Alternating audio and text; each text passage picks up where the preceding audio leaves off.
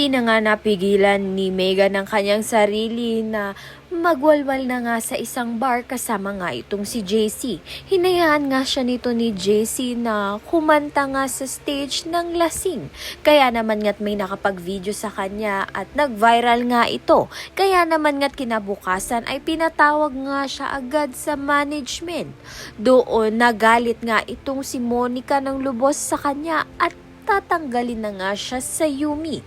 Samantalang may bagong ang project ang Yumi na magkumanta nga sa entablado kasama nga itong si Makmak Batumbakan na isang sikat na boxer. Sa kabilang banda naman nga, hindi nga tumalab kay Perry ang operasyon na magkaroon nga siya ng pandinig.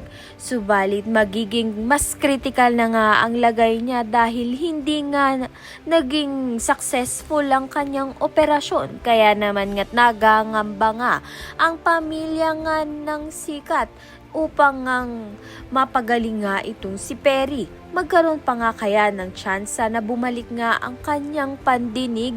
Kaya naman nga't yan at iba pa ang dapat nating pakaabangan. Maraming salamat sa iyong panunood.